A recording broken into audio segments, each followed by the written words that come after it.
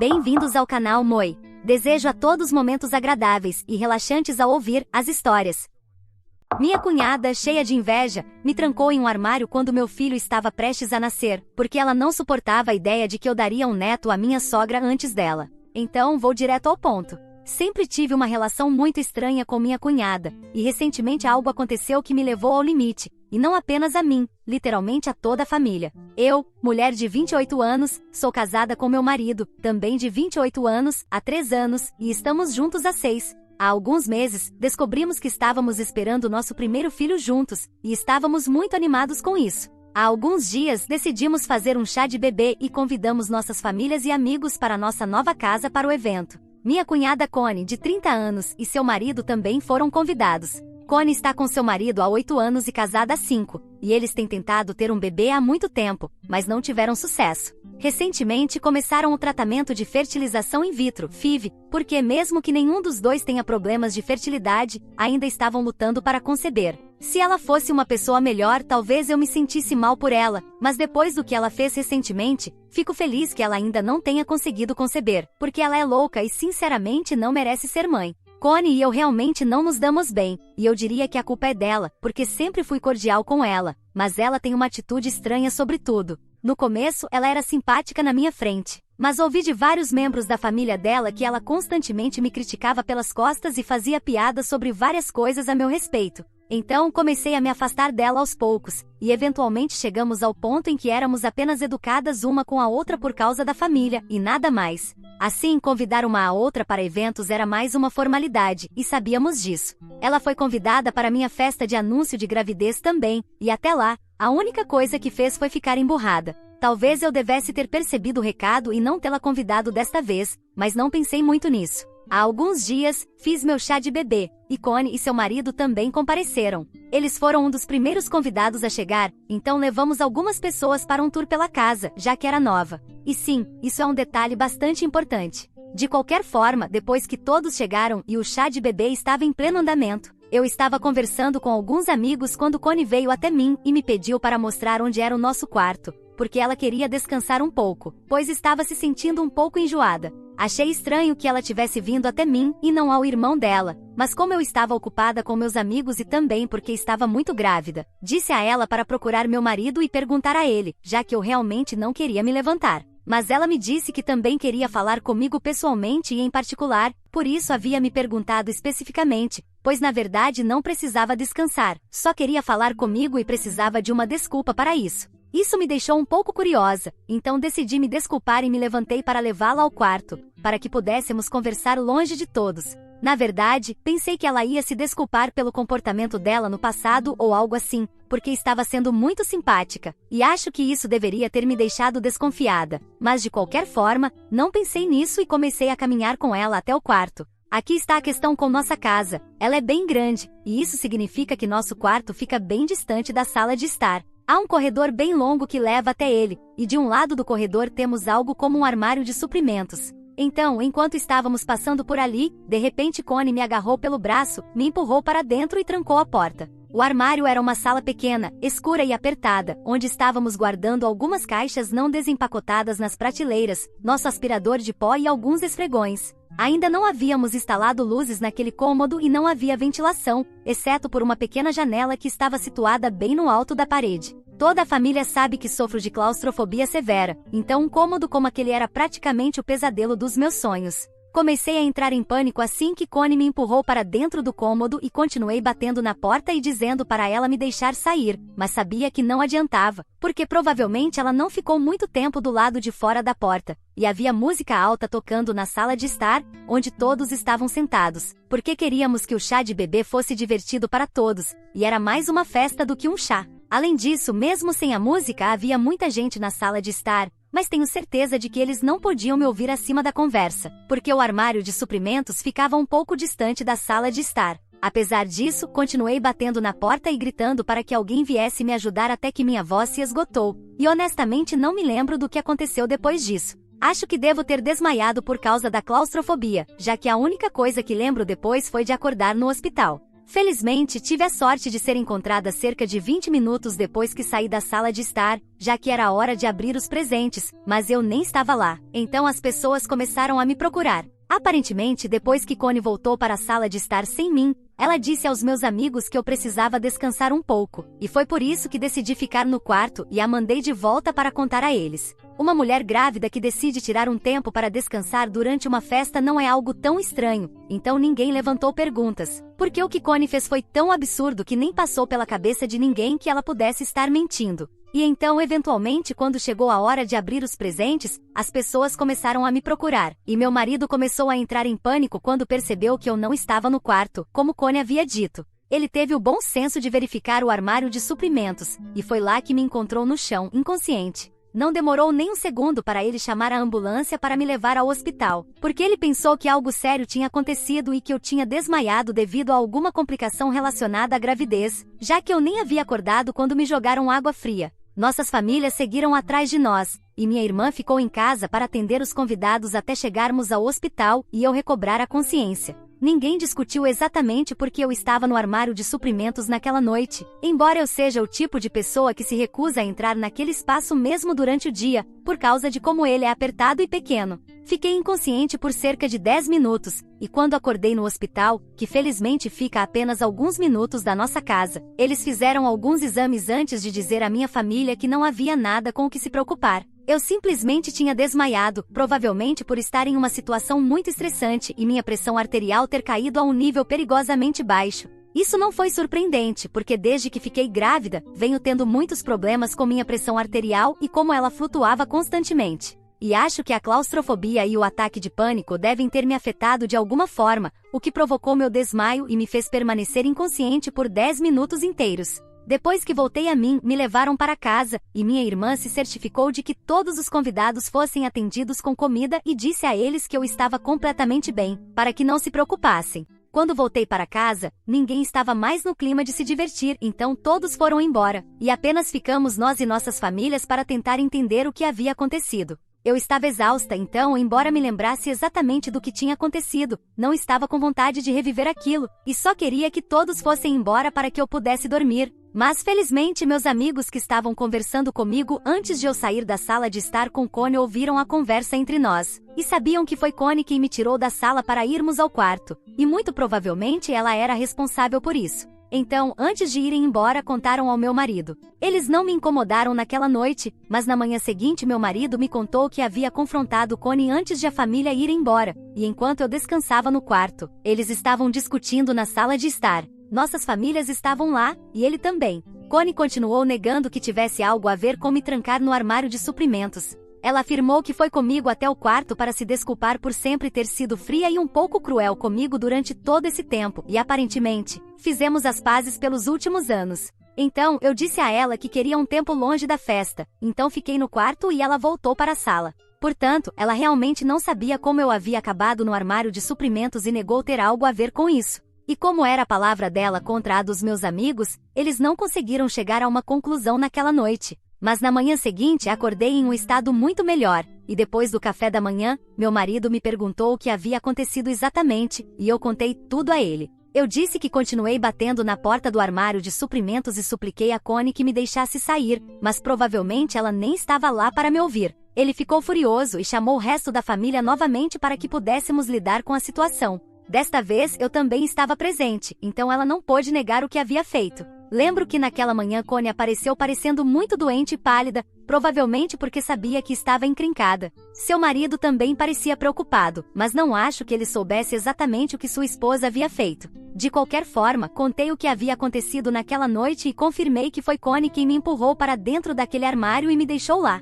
Todos pareciam horrorizados, e ninguém realmente sabia o que dizer, porque acho que ninguém queria acreditar que alguém que conheciam há tanto tempo fosse capaz de fazer algo tão horrível. Para ser honesta, eu entendo isso porque, independentemente do tipo de relacionamento que eu tinha com Connie, até eu achava muito difícil acreditar que ela havia feito algo tão descontrolado, mas essa era a verdade. Ela tentou me machucar de propósito, e eu não me sentia mais segura perto dela. Depois que terminei de falar, minha sogra, Pam, foi a primeira a falar. Ela parecia realmente desapontada e resignada, e disse que deveria ter visto isso vindo, porque nos últimos meses Connie estava absolutamente furiosa comigo. A razão para isso era que ela sentia que eu estava esfregando na cara dela o fato de que eu estava grávida antes dela, embora ela estivesse casada há mais tempo que eu. Ela até disse que estava muito infeliz com o fato de que eu seria a primeira mulher da família a dar um neto a Pamela, e não ela. Mas Pam pensava que essas reclamações contra mim eram apenas inofensivas e mesquinhas, então nunca nos falou sobre isso, e não tinha ideia de que Connie chegaria ao ponto de fazer algo assim por raiva e ciúmes.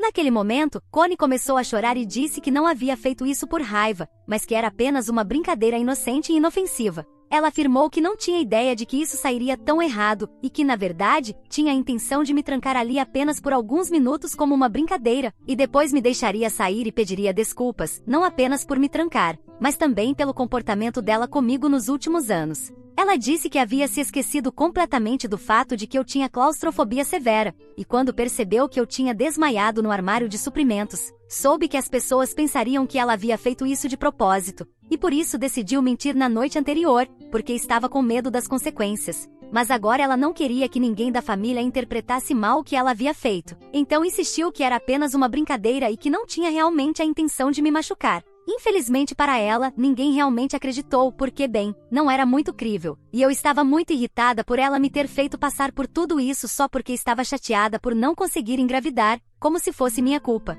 Eu nem estava esfregando nada na cara de ninguém, como ela estava dizendo. Eu só fiz um anúncio de gravidez há alguns meses e agora este chá de bebê. Pelo que me consta, esses são eventos muito comuns que as pessoas grávidas organizam, e eles não têm o objetivo de esfregar a gravidez na cara de ninguém. Se é assim que ela se sentia, isso era culpa dela e da sua própria insegurança. Além disso, o que ela disse sobre eu ser a primeira mulher a dar um neto a Pamela foi simplesmente nojento, porque isso não era uma competição ou uma corrida. O fato era que ela estava chateada porque não tinha tido sorte em engravidar, e eu nem estava tentando, mas ainda assim fiquei grávida. E é uma pena que ela esteja lidando com problemas de fertilidade, apesar de ter todos os resultados normais, mas isso realmente não é minha culpa ou meu problema. Eu já havia descansado o suficiente, então na manhã seguinte estava furiosa e disse a Connie que nos últimos anos ela não tinha sido nada além de estranha comigo, mas eu nunca havia feito nada a ela. Na verdade, eu sempre tentei ser gentil com ela, e ela era quem constantemente fingia comigo e depois ia falar mal de mim pelas costas.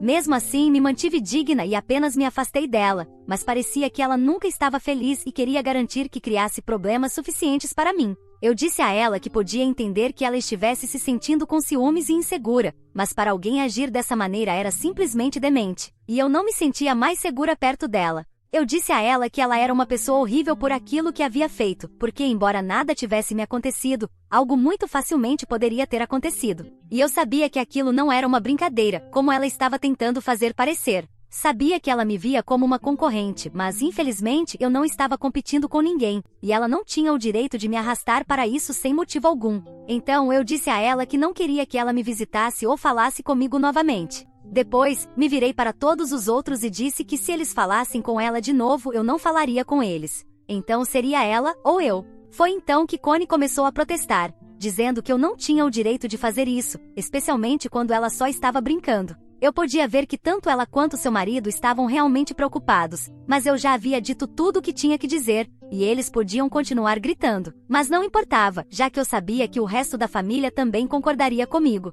Eventualmente, Connie começou a gritar muito alto e minha sogra teve que intervir. Ela disse a Connie para ficar quieta porque aquilo era apenas a consequência de suas próprias ações, e ela havia perdido o direito de protestar contra isso. E então ela disse algo que nos chocou a todos, me apoiou e disse que eu estava certa, que não seria possível olhar para Connie da mesma maneira porque o que havia acontecido era simplesmente insano, e ninguém iria acreditar em sua alegação de que era apenas uma brincadeira. Então continuou dizendo que estava cortando Connie de sua vida por enquanto, e talvez no futuro elas pudessem se reconciliar, mas no momento, não queria ter nada a ver com ela. Isso também significava que ela não iria mais pagar pelos tratamentos de fertilização in vitro. Então eles teriam que procurar outra maneira de lidar com isso. Meu sogro, que geralmente é um homem quieto e deixa Pamela fazer toda a conversa, também concordou com isso, e não estou exagerando. Connie e seu marido literalmente explodiram naquele momento. Começaram a gritar com os pais de Connie, dizendo que eles não podiam fazer isso, já que todos sabiam que eles estavam desesperados para começar uma família e não podiam pagar pelos tratamentos de FIV junto com tudo mais que estava acontecendo. Então os pais de Connie tinham sido sua única esperança.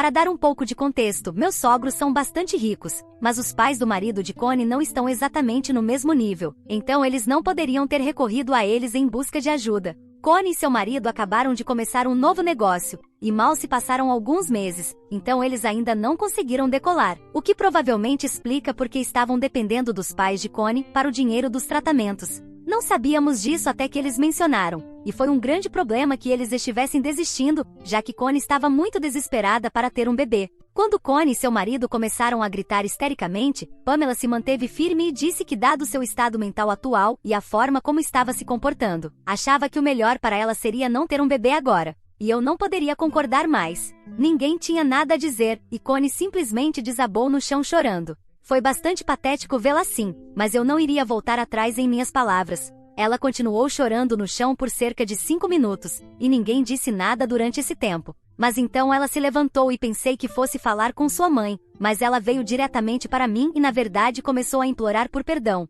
E quando digo que estava implorando, realmente estava. Ela estava de joelhos e tudo, dizendo que estava genuinamente arrependida pelo que havia feito, mas sabia que eu poderia resolver isso conversando com Pamela, e que eu só precisava fazer isso. Pamela tentou ser gentil com ela e disse que sua decisão já estava tomada, e que nem mesmo eu poderia mudar isso. Mas Connie não estava pronta para ouvir. Ela estava completamente histérica, e eu não acho que ela estivesse em seu juízo normal naquele momento. Foi bastante constrangedor, então eu nem sabia o que dizer, e realmente me senti mal por ela, mas não havia nada que eu pudesse fazer. Depois de um tempo, o marido dela a agarrou e a fez se levantar, e enquanto ela ainda chorava, ele saiu com ela, nos deixando todos tentando processar o que havia acontecido. Depois disso, todos foram embora, e desde então só restamos eu e meu marido. Não temos falado sobre o que aconteceu com Connie, porque depois de certo ponto foi muito triste, mas no momento estou me sentindo um pouco estranha em relação a isso. Sei que o que ela fez comigo foi terrível, mas fui eu quem apresentou o ultimato ao resto da família e os forçou a cortá-la. E isso também significava que ela não poderia ter um bebê, porque não haveria mais tratamentos de FIV. Então venho me perguntando se fui uma idiota por fazer isso ou não, e é isso que eu queria saber. Por isso estou aqui buscando uma opinião objetiva sobre se foi errado dizer à minha família e aos meus sogros para escolherem entre mim e minha cunhada.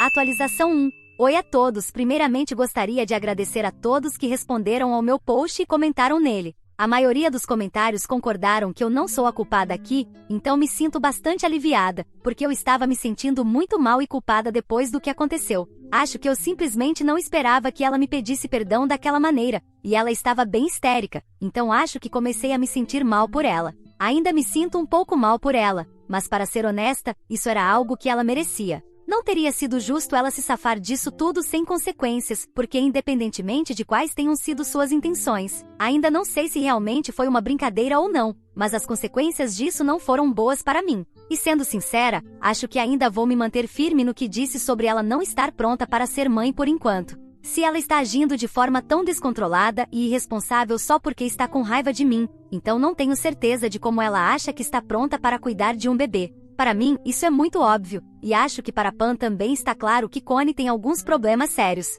Então, até que ela lide com isso, acho que é melhor ela ficar longe da maternidade. Conversei sobre isso com meu marido e disse a ele que estava me sentindo muito mal com o que aconteceu com Connie, mas ele me disse para não me preocupar com isso. Aparentemente sua irmã sempre foi um pouco impulsiva, mas todos pensavam que ela havia deixado esse tipo de comportamento na adolescência. Ela costumava ser uma dessas típicas garotas vingativas e maldosas no ensino médio e até mesmo na faculdade. Mas isso não foi apenas maldade. Isso foi absolutamente cruel. Eu sabia que ela sempre teve um lado maldoso, mas para ele se manifestar dessa maneira, acho que ninguém esperava. De qualquer forma, meu marido me tranquilizou e depois disso, me senti consideravelmente melhor em relação a tudo isso. Então, agora vou tentar tirar tudo isso da cabeça e me concentrar em ter um restante de gravidez feliz.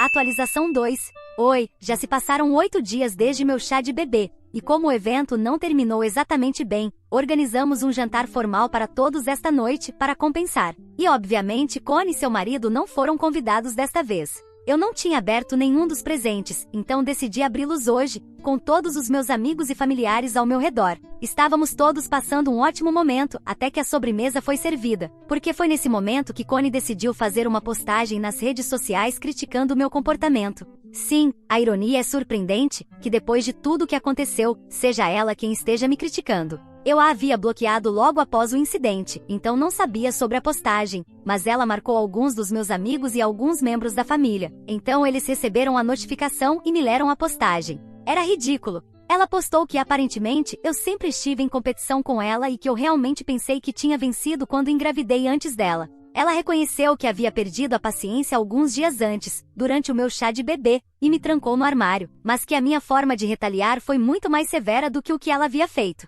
Ela postou que eu havia forçado sua família a cortá-la e me certifiquei de que ela não pudesse engravidar, convencendo sua mãe a não contribuir mais para seus tratamentos de FIV. Mas infelizmente meu plano não iria funcionar, porque eles decidiram pagar pelo tratamento de FIV por conta própria e definitivamente iam ter um bebê. Então, o resto da família poderia cortá-la, mas isso não faria diferença para ela, porque estava determinada a se tornar mãe e começar sua própria família, e essa família seria muito melhor do que aquela em que ela nasceu, já que aparentemente sua família estava muito ocupada me bajulando em vez de cuidar da única filha que eles tinham. Tentei com todas as forças me sentir ofendida por aquela postagem, mas honestamente, era uma piada tão grande que acabei rindo, e todos os outros me seguiram. Então, ignoramos aquilo como uma grande piada e nem sequer falamos mais sobre isso, porque eu não ia deixar Connie arruinar outro evento meu pela segunda vez. Tenho quase certeza de que ela escolheu esse dia de propósito para fazer aquela postagem, porque queria ganhar simpatia e atenção, mas, infelizmente, ninguém realmente tem isso para dar a ela, pelo menos não depois do que ela fez. Atualização 3. Oi, tenho ótimas notícias para todos. Recentemente dei à luz uma menina realmente linda e saudável. Ela tem 6 semanas agora, e já a amo mais do que qualquer coisa neste mundo. Na verdade, meu marido e eu já estamos discutindo sobre quem a ama mais, mas sabemos com certeza que a amamos muito. A maternidade tem sido linda até agora, e eu tive minha cota de dificuldades, mas tudo isso valeu a pena. No entanto, esta atualização não vai ser sobre minha filha, embora eu pudesse continuar escrevendo sobre ela. Isso na verdade vai ser sobre Connie, porque ela está se divorciando, e honestamente não estou surpresa que isso esteja acontecendo. Ouvi de algumas pessoas que ela e o marido estão vivendo separados nas últimas semanas, e eles finalmente anunciaram nas redes sociais que, devido a diferenças irreconciliáveis, vão se separar. Aparentemente, eles tentaram muito fazer o casamento funcionar nos últimos meses, após o incidente comigo, mas acho que o estresse de tudo acabou com eles e não podem mais ficar juntos. Não acho que será um divórcio amigável, porque eles decidiram vender o negócio deles. E se fosse algo mútuo, não acho que teriam tentado fazer isso, porque aquele negócio era o primeiro bebê deles, e eles colocaram muito trabalho duro nele. É triste que estejam se separando, mas não é muito surpreendente. Os pais de Connie ainda não estão falando com ela, embora eu tenha dito a eles que estaria bem se decidissem voltar a entrar em contato com ela depois que souberam da notícia do divórcio. Mas eles me disseram que a menos que ela se desculpe com todos e o faça sinceramente, não estão interessados em ter contato com ela. Honestamente, me considero muito sortuda por ter sogros tão amorosos e solidários, porque não acho que todos tenham sido abençoados com pessoas assim em suas vidas. Meus próprios pais também têm sido incrivelmente solidários desde que dei à luz e até mesmo antes disso, e me sinto realmente sortuda por ter um sistema de apoio tão bom ao meu redor. Connie poderia ter tido o mesmo para ela, se ela simplesmente tivesse se dado ao trabalho de ser legal com as pessoas ao redor dela, mas bem, isso nunca foi o ponto forte dela. Neste ponto, nem me sinto mais zangada, apenas sinto pena dela. Ela poderia ter tido uma boa vida, independentemente dos problemas de fertilidade inexplicáveis, mas ela escolheu esse caminho para si mesma. De qualquer forma, isso não é mais da minha conta, só senti que precisava compartilhar isso aqui para tirar isso do meu sistema. Mas agora tudo o que vou fazer é me concentrar em criar minha filha, e sim, mal posso esperar para desfrutar de todas as grandes partes da maternidade. O que você achou dessa história? Fique à vontade para deixar seu comentário para que o Moi saiba. Agora, vamos juntos para a próxima história. História 2. Meu padrasto quebrou sua promessa, a minha mãe em seu leito de morte e me expulsou. Agora ele quer se redimir, mas eu escolhi o respeito próprio em vez disso. Nunca tive uma grande relação com meu padrasto, Tom, 52 anos. Ele entrou na minha vida quando eu tinha 12 anos, logo após a morte súbita do meu pai biológico, devido a um ataque cardíaco. Foi um momento difícil tanto para minha mãe, 47 anos, quanto para mim. Ainda estávamos de luto quando Tom apareceu. Minha mãe conheceu Tom em um grupo de apoio para viúvos e viúvas. Ela estava vulnerável e em busca de companhia, e Tom parecia oferecer isso. Eles namoraram por cerca de 1 ano antes de se casarem, quando eu tinha 14 anos. Lembro-me de me sentir desconfortável com toda a situação, mas eu queria que minha mãe fosse feliz, então tentei ser compreensiva. Desde o início, Tom me tratou como uma estranha em minha própria casa. Ele nunca me agrediu fisicamente, mas a negligência emocional foi constante e esmagadora. Lembro-me vividamente da primeira vez que percebi que as coisas não iam ficar bem. Foi durante o primeiro Natal após o casamento deles.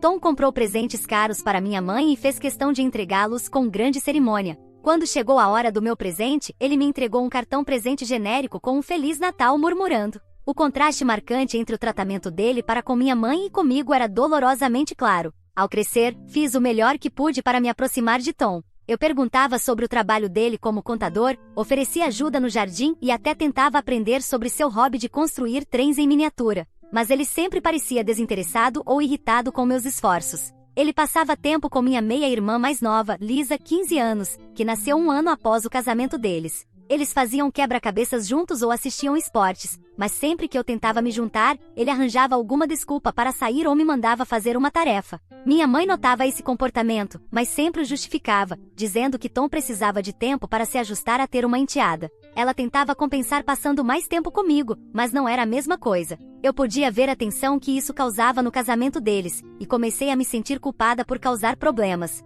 Com o passar dos anos, aprendi a me isolar. Foquei nos meus estudos e passava a maior parte do tempo no meu quarto ou na casa de amigos. Entrei no clube de teatro da escola e me joguei nos ensaios e apresentações. Isso me dava um lugar para pertencer e me expressar, algo que eu não conseguia fazer em casa. Tom nunca se incomodou em assistir a nenhuma das minhas peças ou mostrar interesse na minha vida. Quando consegui um papel principal na produção do último ano, ele nem sequer reconheceu. Minha mãe compareceu a todas as apresentações, mas Tom sempre tinha uma desculpa para não ir. Quando me formei no ensino médio, Tom nem sequer me parabenizou. Na cerimônia de formatura, ele parecia entediado e verificava seu relógio frequentemente. Durante o jantar comemorativo que minha mãe havia planejado, ele passou a maior parte do tempo no telefone, mal participando da conversa. Doeu, mas naquela altura eu já estava acostumada com a indiferença dele. Escolhi uma faculdade perto de casa, em parte porque estava preocupada com minha mãe. O casamento deles havia se tornado cada vez mais tenso ao longo dos anos, e eu queria estar por perto caso ela precisasse de apoio. Tom parecia aliviado quando me mudei para o dormitório, embora eu ainda voltasse para casa na maioria dos fins de semana. As coisas pioraram quando minha mãe foi diagnosticada com câncer de mama durante o meu segundo ano de faculdade. Ela sempre foi saudável e ativa, então o diagnóstico nos pegou de surpresa. Imediatamente tirei um tempo da faculdade para ajudar a cuidar dela. Tom estava por perto, mas parecia mais preocupado com o trabalho e suas próprias necessidades do que com o apoio a minha mãe ou a mim. Lembro-me de um dia particularmente difícil durante a quimioterapia de minha mãe. Ela estava se sentindo horrível e mal conseguia sair da cama. Passei o dia cuidando dela, certificando-me de que ela se mantivesse hidratada e confortável. Quando Tom chegou do trabalho, em vez de oferecer ajuda, reclamou que a casa estava bagunçada e que não havia jantar pronto. Fiquei furiosa, mas por causa da minha mãe, engoli a raiva e rapidamente preparei uma refeição simples. À medida que a condição de minha mãe piorava, Tom se tornou mais distante. Ele passava longas horas no trabalho ou se trancava em seu escritório em casa. Eu assumi cada vez mais responsabilidades, equilibrando os cuidados com minha mãe e meus próprios estudos. Foi exaustivo, mas eu não suportava a ideia de não estar lá para ela. Minha mãe faleceu há 6 meses, e foi quando tudo desmoronou. As últimas semanas da vida dela foram um turbilhão de visitas ao hospital e conversas baixas com os médicos. Tom estava presente fisicamente, mas emocionalmente parecia distante. Quando ela finalmente faleceu, eu estava segurando sua mão. Tom estava no corredor, falando ao telefone sobre algum problema de trabalho. Após o funeral, Tom mudou quase da noite para o dia. Ele se tornou frio e distante, mal reconhecendo minha presença na casa. 2 semanas depois de enterrarmos minha mãe, ele me chamou para uma conversa na cozinha, o mesmo lugar onde minha mãe e eu costumávamos ter nossas conversas íntimas, e me disse que eu precisava me mudar. Suas palavras foram como um tapa na cara. Agora que sua mãe se foi, não há motivo para você continuar aqui. Você é adulta e é hora de viver por conta própria. Ele me deu 1 mês para encontrar um novo lugar. Eu fiquei em choque e de coração partido. Acabará de perder minha mãe, a única pessoa que sempre esteve lá para mim, e agora estava perdendo também minha casa. Tentei argumentar com Tom, lembrando de que eu ainda estava na faculdade e tinha recursos limitados. Eu estava trabalhando meio período na livraria local, mas não era o suficiente para me sustentar completamente. Tom não se importava. Disse que eu era adulta e precisava resolver as coisas sozinha. As semanas seguintes foram um turbilhão de pânico e planejamento frenético. Entrei em contato com amigos e familiares tentando encontrar um lugar para ficar. A maioria era simpática, mas não podia oferecer mais do que soluções temporárias. Foi minha melhor amiga Alex, 23 anos, que me ajudou. Ela e seus pais me ofereceram um quarto de hóspedes enquanto eu resolvia meus próximos passos. Sem outra opção, empacotei minhas coisas. Enquanto guardava minhas coisas, encontrei álbuns de fotos antigos e lembranças da minha infância. Fotos do meu pai biológico, da minha mãe e de mim em tempos mais felizes. Foi aí que me dei conta de que não estava apenas perdendo o meu lar atual, mas também a última conexão física com meu passado, com minha mãe. No dia em que me mudei, Tom estava convenientemente ausente. Deixou um bilhete dizendo que tinha uma emergência de trabalho. Lisa estava lá, chorando e confusa. Ela não entendia por que eu tinha que ir embora, e eu não tive coragem de explicar toda a situação. Prometi manter contato e a abracei para me despedir, sentindo como se também a estivesse abandonando. Nos meses seguintes, me joguei nos estudos e peguei turnos extras na livraria para cobrir minhas despesas. Foi difícil, mas eu estava conseguindo. Alex e sua família foram incrivelmente solidários, me tratando como uma das deles. Ainda assim, não conseguia me livrar da sensação de estar à deriva, de não pertencer a lugar nenhum. Cortei todo o contato com Tom e tentei me concentrar na cura e em seguir em frente. Lisa me mandava mensagens de vez em quando, e nos encontrávamos para tomar um café quando podíamos. Ela me contou que Tom se tornou ainda mais retraído em casa, passando a maior parte do tempo trabalhando ou sozinho em seu escritório.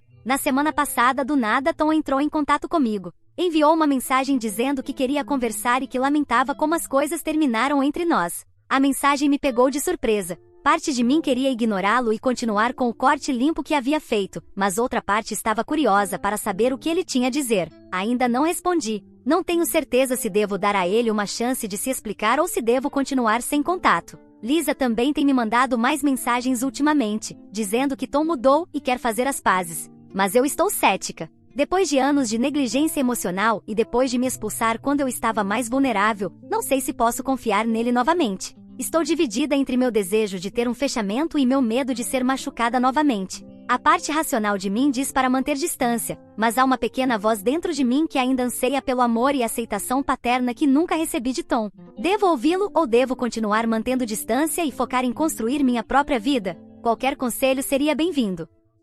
Atualização 1. Já faz um mês desde minha última postagem e queria atualizá-lo sobre o que tem acontecido. Depois de muita deliberação e incentivo de Lisa, decidi me encontrar com Tom. Concordamos em nos encontrar em um local neutro, uma cafeteria perto do campus da minha faculdade, onde eu costumava estudar antes de tudo acontecer. Os dias que antecederam o encontro foram cheios de ansiedade. Eu me via incapaz de me concentrar nas minhas aulas, constantemente imaginando cenários potenciais em minha cabeça. Alex, abençoada, me ouviu pacientemente enquanto eu expressava meus medos e dúvidas. Ela até se ofereceu para esperar por perto durante a reunião, caso as coisas dessem errado, mas decidi que era algo que eu precisava fazer sozinha. Quando cheguei à cafeteria, Tom já estava lá. Ele parecia mais velho e cansado do que eu lembrava, com mais cabelos grisalhos e linhas mais profundas ao redor dos olhos. Assim que me sentei, ele começou a se desculpar profusamente. Admitiu que havia lidado mal com tudo depois da morte de minha mãe e que lamentava suas ações. Tom explicou que estava lutando com sua própria dor e não sabia como lidar com isso. Ele disse que me ver todos os dias o lembrava de minha mãe, e era doloroso demais para ele lidar. Reconheceu que isso não era desculpa para seu comportamento, mas queria que eu entendesse de onde ele vinha. Enquanto ele falava, comecei a me lembrar de pequenos momentos do passado, vezes em que o peguei me olhando com uma expressão indecifrável, ou ocasiões em que ele saía abruptamente da sala quando eu entrava. Sempre interpretei essas ações como desgosto ou indiferença, mas agora me pergunto se havia algo mais. Durante nossa conversa, Tom revelou algo que eu nunca soube. Aparentemente, pouco antes de minha mãe falecer, ela o fez prometer que cuidaria de mim. Ele disse que sentiu que havia falhado com ela ao me afastar, e a culpa o consumia há meses. Ele tirou do bolso uma carta, a última carta que minha mãe havia escrito para ele do hospital. Nela, ela expressava seu amor por nós dois e sua esperança de que estaríamos lá um para o outro após sua partida. Ler as palavras de minha mãe trouxe lágrimas aos meus olhos. Quase podia ouvir sua voz, cheia de esperança e amor. Isso tornou as ações subsequentes de Tom ainda mais dolorosas, sabendo que ele havia ido contra os desejos finais dela. Ouvi tudo o que Tom tinha a dizer, mas não ofereci perdão imediatamente. Contei-lhe o quanto me senti ferida e abandonada quando ele me expulsou. Expliquei as dificuldades que passei tentando me sustentar e continuar minha educação sem nenhuma ajuda. Contei-lhe sobre as noites em que chorei até dormir, sentindo falta de minha mãe e me sentindo completamente sozinha no mundo. Tom parecia genuinamente arrependido. Ele se ofereceu para me ajudar financeiramente e disse que queria tentar reconstruir nosso relacionamento. Até sugeriu terapia familiar para nós e Lisa, reconhecendo que suas ações também a afetaram.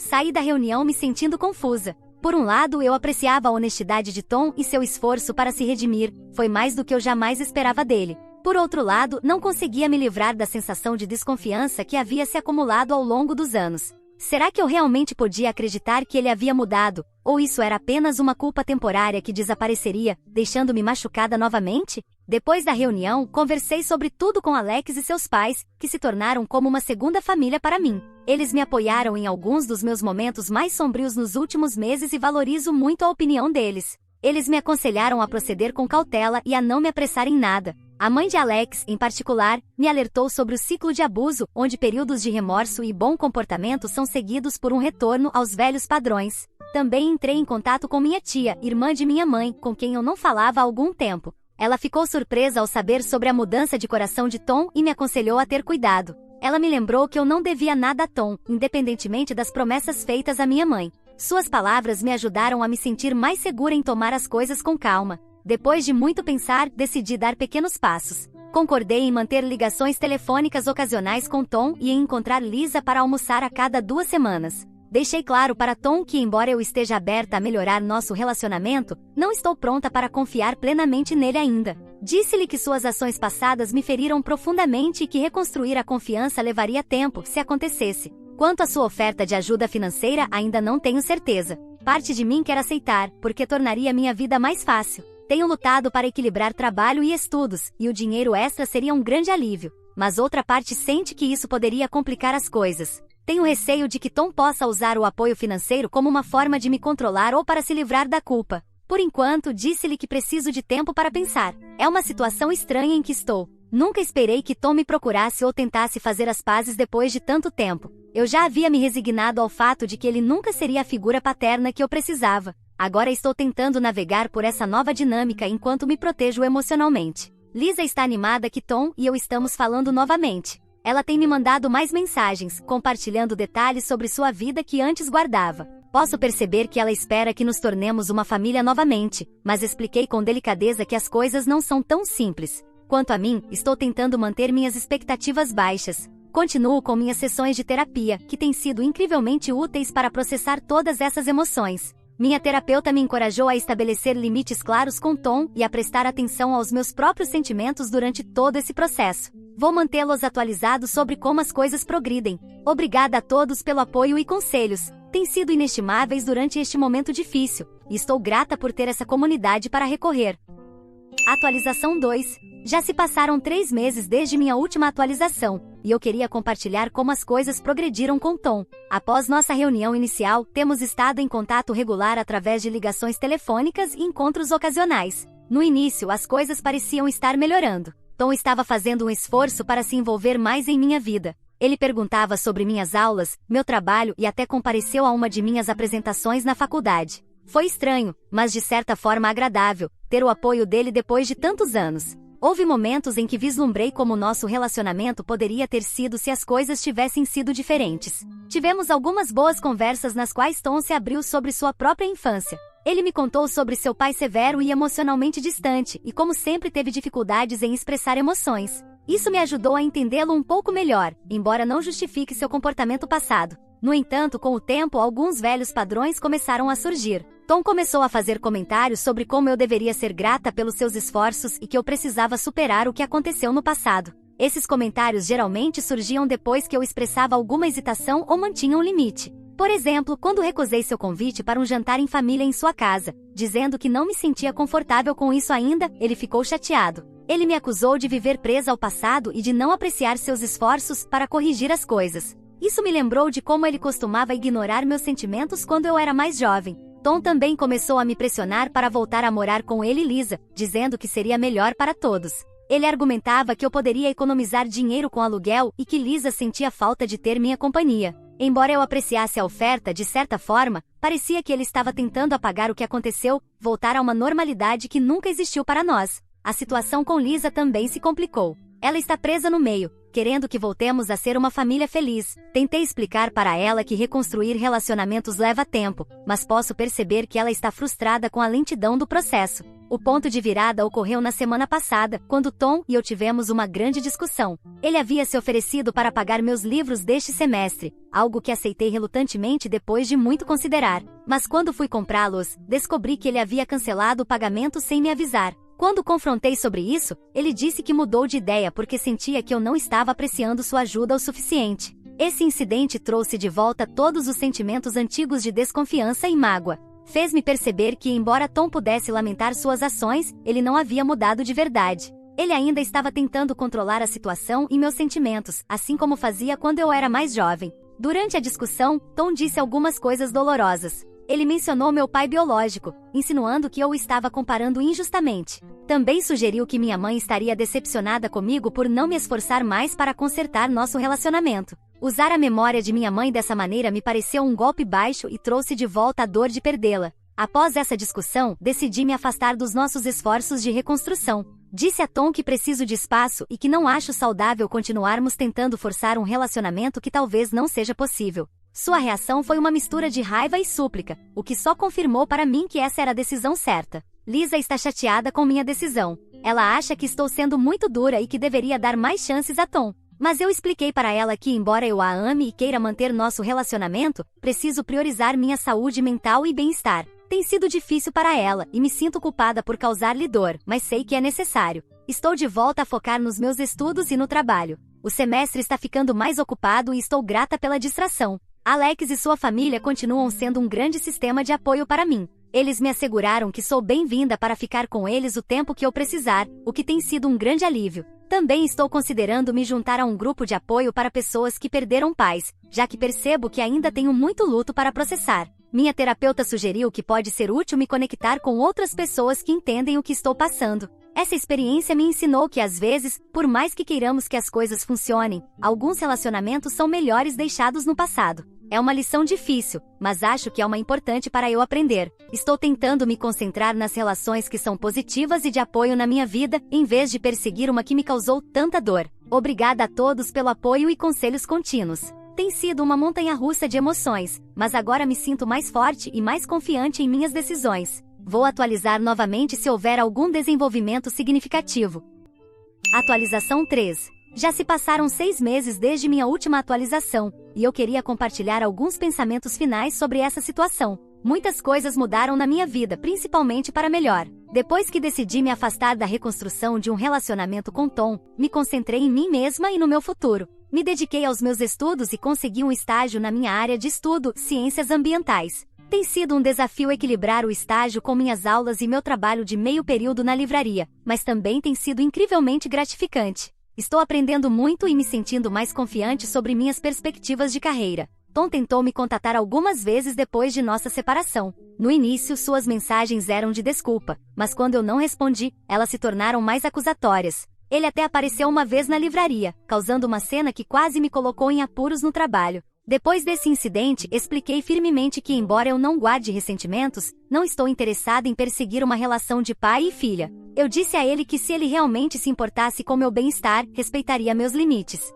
Foi uma conversa difícil, mas senti que era necessária para minha paz de espírito. Lisa e eu conseguimos manter nosso relacionamento, embora tenha sido um pouco tenso. Ela teve dificuldade em entender minha decisão, mas tem sido respeitosa com ela. Ainda nos encontramos para almoçar ocasionalmente e mantemos contato através de mensagens e chamadas. Recentemente, ela me confidenciou que as coisas em casa com Tom têm sido tensas. Eu a encorajei a se concentrar em seus próprios objetivos e a lembrei de que ela sempre pode contar comigo se precisar de apoio. A mudança mais significativa em minha vida foi minha situação de moradia. Com o dinheiro que economizei do meu estágio e do trabalho de meio período, consegui me mudar para um pequeno estúdio. Não é muito, mas é meu, e é incrível ter meu próprio espaço. Decorei-o com fotos de minha mãe e lembranças da minha infância, criando um espaço que se sente como lar. Também comecei a frequentar um grupo de apoio para o luto, como mencionei que estava considerando na minha última atualização. Tem sido incrivelmente útil me conectar com outras pessoas que perderam pais. Compartilhar nossas histórias e estratégias de enfrentamento me ajudou a processar meu luto de maneiras que eu não havia conseguido antes. Minha relação com Alex e sua família permanece forte. Embora eu tenha me mudado, eles insistem que eu vá jantar com eles pelo menos uma vez por semana. Seu apoio contínuo me mostrou como pode ser uma dinâmica familiar amorosa e sou grata por tê-los em minha vida. Olhando para trás em toda essa experiência, percebo o quanto cresci. Embora tenha sido doloroso passar por isso, aprendi valiosas lições sobre autoestima, limites e a importância de me cercar de pessoas que realmente me apoiam. Também aprendi que está tudo bem deixar ir relacionamentos que não te servem mais, mesmo que sejam familiares. Ainda penso em minha mãe todos os dias, e há momentos em que a dor me atinge com força. Mas estou aprendendo a carregar sua memória comigo de uma forma que me traz conforto, em vez de dor. Gosto de pensar que ela estaria orgulhosa de como lidei com essa situação e da pessoa que estou me tornando. Quero agradecer a todos que ofereceram conselhos e apoio ao longo dessa jornada. Suas palavras de encorajamento me ajudaram mais do que vocês imaginam. Embora este capítulo da minha vida esteja se fechando, estou animada com o que o futuro me reserva. Estou me concentrando em terminar minha graduação, desenvolver minha carreira e nutrir os relacionamentos positivos na minha vida. A todos que estão passando por uma situação semelhante, lembrem-se de que está tudo bem priorizar seu próprio bem-estar, mesmo que isso signifique tomar decisões difíceis sobre relacionamentos familiares. A cura leva tempo, mas é possível. Você é mais forte do que imagina. Esta será minha última atualização sobre essa situação. Mais uma vez, obrigada por estarem ao meu lado durante este momento desafiador. O apoio de você significou o mundo para mim. Obrigado a todos por ouvirem toda a minha história. Espero que ela tenha trazido para vocês muitas emoções. Ficarei muito feliz e honrada em receber os comentários de vocês. Não se esqueçam de clicar no botão de inscrever-se para não perder nenhuma história interessante. Moi ama muito vocês.